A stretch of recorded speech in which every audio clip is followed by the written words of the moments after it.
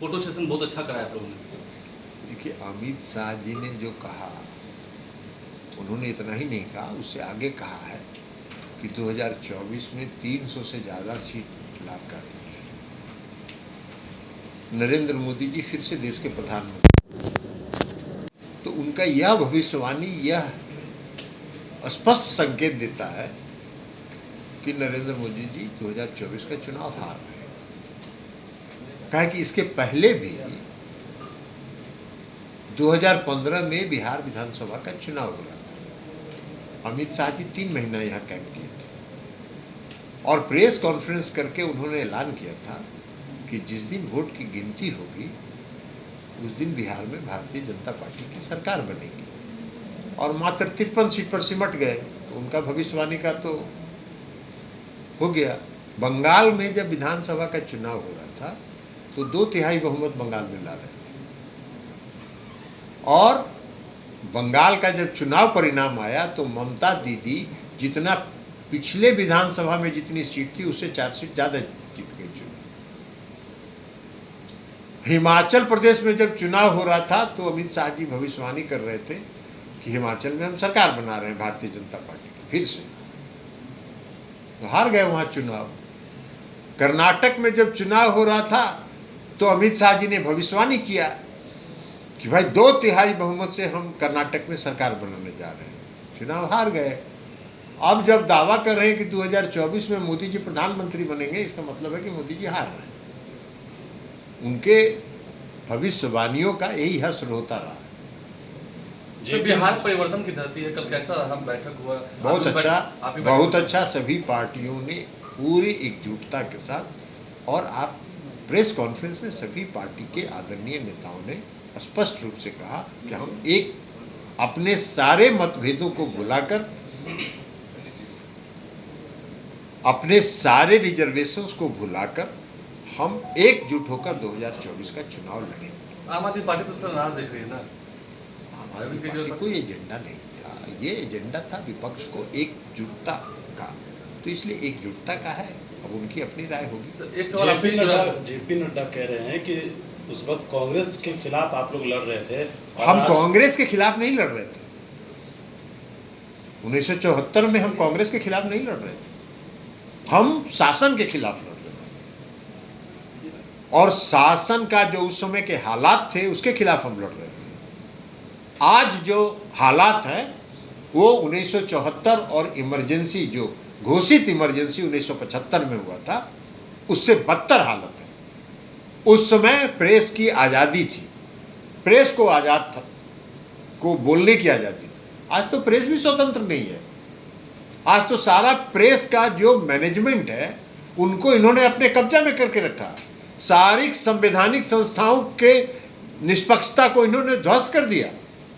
अगर कोई बोलने का साहस करता है इनके खिलाफ तो उनके यहाँ सीबीआई, ईडी, इनकम टैक्स तुरंत पहुंचता है।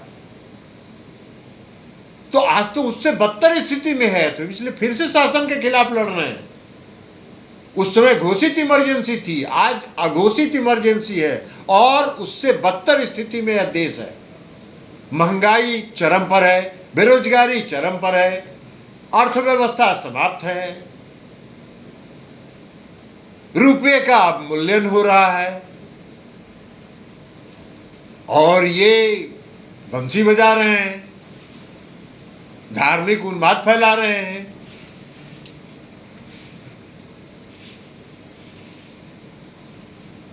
तो इसलिए आज जो स्थिति है उससे बदतर है, और आज के शासन के खिलाफ लड़ने के लिए हम फिर से एकजुट हैं। नीतीश कुमार को इस बैठक से क्या मिला? भाजपा लगातार इस बात को सवाल कर रही है। नीतीश कुमार का संकल्प ही था, जब वो एनडीए से बाहर आए थे उस समय से उनका संकल्प था कि हम विपक्ष को एक करके इनको हराएंगे, और उसमें उनको सफलता मिली। तो अमित शाह अभी आप ही क्या आ रहे हैं? 29 तारीख को मुंगेर आ रहे हैं। बहुत अच्छी बात है, बिहार में तो स्वागत है। वो 3 महीना पहले भी रहे हैं, फिर से आ रहे हैं, तो क्या इसमें दिक्कत कहाँ कोई आपत्ति है? देश के गृह मंत्री हैं, जहाँ जहाँ मन करे जाएं, क्योंकि मुंगेर जहाँ मैं निशाने पर आप ही रहेंगे। अरे कोई रहे तो उससे क्या फर्क उससे होता है? ये तो जनता ने तय करती है, अमित शाह जी तय करते हैं। जनता तय करती है। अध्यक्ष जी, एआईएमआईएम के प्रदेश अध्यक्ष ने कहा कि इस बैठक से मुसलमानों को, सिखों को और ईसाइयों को अनदेखा किया गया है। छोड़िए ना, उनके बारे में भी सबको पता है, इस देश को पता है। उन्होंने यह भी कहा कि वो लालू उनके बारे में इस देश को पता है, और इस देश का बच्चा बच्चा जो राजनीति में है उसको मालूम है कि वो कहाँ से गाइड होते हैं। सर, एक अंतिम सवाल है सर कि पहले चंद्रबाबू नायडू ने ये कोशिश की, लेकिन नीतीश कुमार का वो करिश्माई नेतृत्व आप नहीं मान रहे हैं। जो एक मंच पर केजरीवाल भी आए, ममता बनर्जी भी आई, राहुल गांधी भी आए, इससे बड़ा मंच आज तक भारत की आज़ादी के बाद शायद लोगों ने नहीं देखा। ये निश्चित तौर पर नीतीश कुमार की करिश्माई नेतृत्व का नतीजा मानते हैं? नहीं, सब लोगों की मंशा। नीतीश कुमार जी ने तो घूम घूम के सभी राज्य के नेताओं से अलग अलग जाकर मिलकर आग्रह किया कि सब लोग मिलिए और मिलके चुनाव लड़िए, और ये सभी नेताओं के मन के अंदर इस भारतीय जनता पार्टी के शासन के खिलाफ जो इनका दमनात्मक कार्रवाई है, जो ये भय पैदा करना चाहते हैं, उसके खिलाफ सबके मन में जो था वो प्रकट हुआ कल।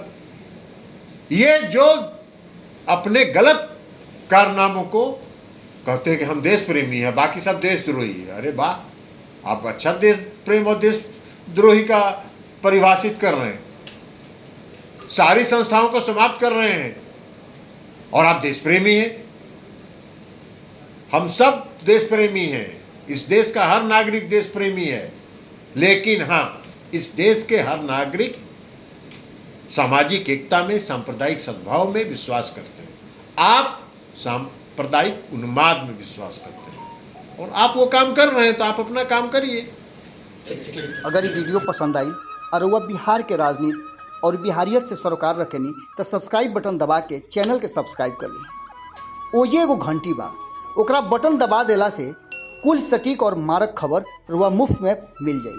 अगर रुआ पत्रकारिता के हमनी के नया प्रयोग में सहयोग कर चाहतानी तो ज्वाइन बटन दबा दी। पेटीएम नंबर नोट कर ली 9386816700। धन्यवाद।